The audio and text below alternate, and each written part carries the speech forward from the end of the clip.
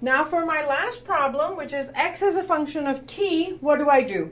Well, the same thing that I did with a, when I wanted to calculate t, I can do the same thing from number 2. So let me call this number 1. Let me call this number 2. So I can rewrite equation 2 as dx over dt equals mg over b, 1 minus e to the minus b over m t. Now this is slightly easier because there's not something that I need to distribute in this case. So this whole expression is a function of t and this whole expression is a function of x, since there is no x on the other side. Oops, sorry, I should have called it y, right? Because we're looking for y. dy is now going to be mg over b, 1 minus e to the minus b over mt dt. Oops, sorry, wrong place for bracket. Okay, now how do I integrate it? I integrate it from 0 to y, and then I integrate it from 0 to t.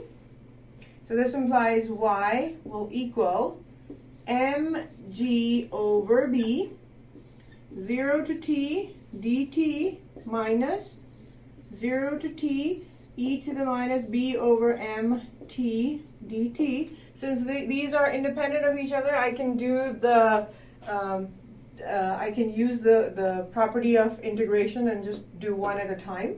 Okay, and this gets multiplied with both of them.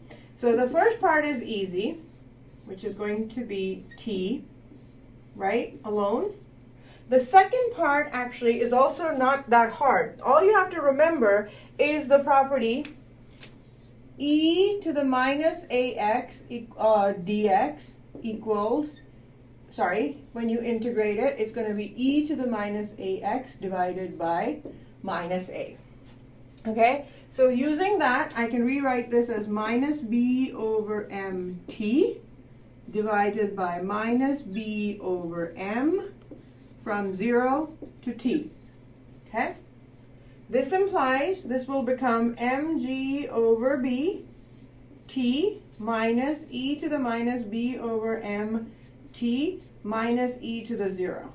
Right? What is e to the 0? And I'm going to rewrite this, and I'm going to rewrite this as m over b minus makes it plus. Okay? And e to the power 0, we all know what that one is, so it'll be mg over b t plus m over b e to the minus b over mt minus 1. Right? E to the power 0 is 1, and that is our solution for y as a function of time.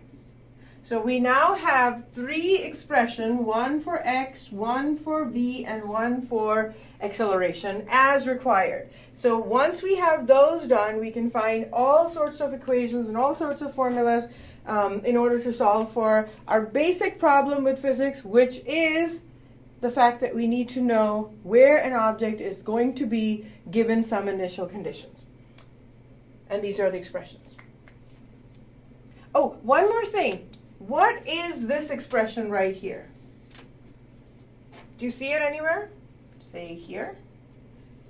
Some cases you may find it useful to put that in there as well.